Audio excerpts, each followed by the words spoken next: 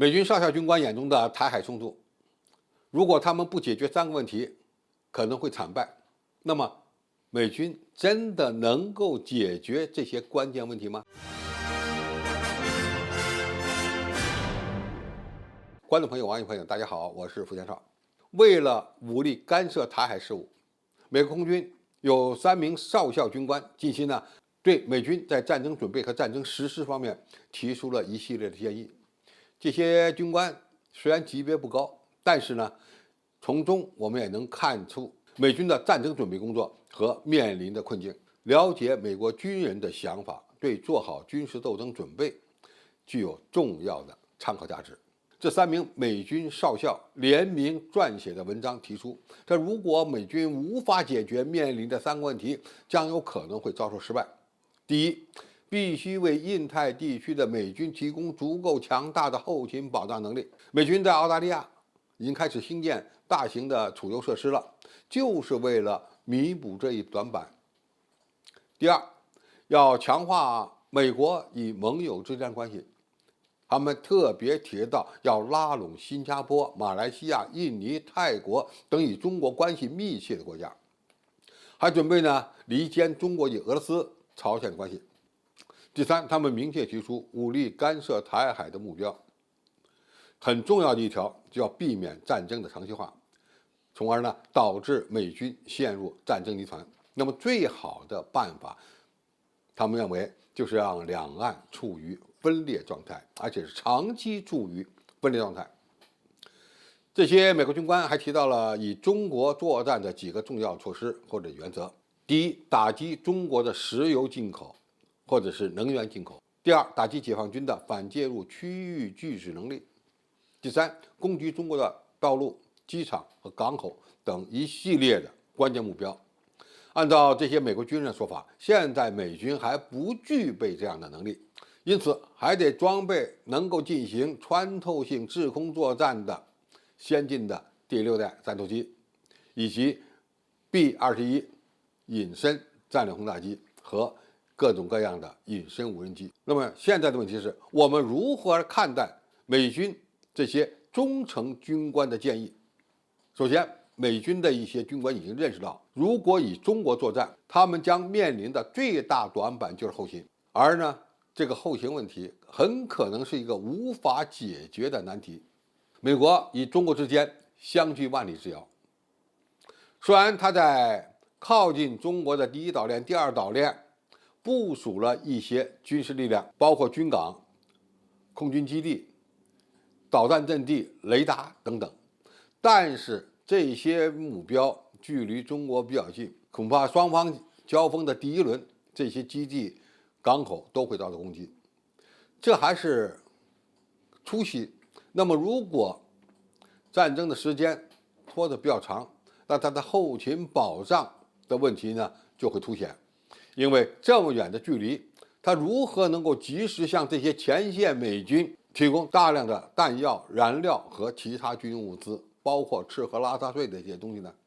这个恐怕他不得不考虑。那么现在他解决的一个办法就是在澳大利亚建油库，说明他们已经认识到了问题的严重性。但是在澳大利亚建油库就能解决问题吗？澳大利亚离中国的南海也是距离非常远的，在它军品运输途中很容易遭到拦截。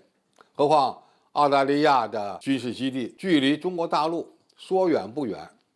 说远吧，你飞机跑半天，这个军舰要跑好几天。但是对于远程弹道导弹、中程弹道导弹而言，那也就是分分钟的事儿。因此，将其后勤保障基地设在澳大利亚，可能也不见得是一个好的解决办法。美军在亚太地区的主要作战力量都是依托这些岛链，总体而言，基地的数量比较少，后勤保障非常困难。可以说，从本质上而言，美军已经处于地理劣势。不管美军如何投资，在东风快递面前依然是非常脆弱的。美军现在推动的分布式杀伤链这个方案或者是计划，或许能解决一些被导弹一锅端的问题，但是仍然无法解决后勤补给难的问题、通讯联络难的问题等等。而最难的是，到目前为止，他们依然没有好的解决方案。这一点呢，这几个美军少校已经看到了。那么怎么办？他们提出第二个方案，就是强化盟友关系，以便呢在欧洲一样拉拢一票盟友和俄罗斯对着干。但是他在东亚地区所谓的强化盟友关系，不见得就等于他能够获得军事支持。不要说东南亚国家，就算是美国的盟友韩国、日本和菲律宾，在中美开战时，也不见得敢于参战，因为参战的后果，这些国家心里都很清楚，是难以承受的。如果日本的一些右翼政客对此想不开，那么很可能就会因此而被打残。第三，这些美军的中层军官明确干涉台海的目标就是要阻止两岸统一。这意味着，如果一旦中美两军展开交战，那么他们主要攻击的目标是解放军的渡海登陆部队，甚至是返程的运输船。而要完成这个目标，美军就得有6代机，得有 B-21隐身战略轰炸机以及隐身无人机这些新一代的武器系统。但是这个战略没有说出美军将会承受的代价，因为无论是第6代战斗机，还是 B-21轰炸机以及隐身无人机，大部分都要依赖机场或者是依赖航母。那么无论是机场也好，航母也好，一旦双方开战，就会成为重点打击的目标。但是在这篇论文中，3个美军少将没有提到该战略会使美军承受多大的代价，这些代价他能不能承受得起？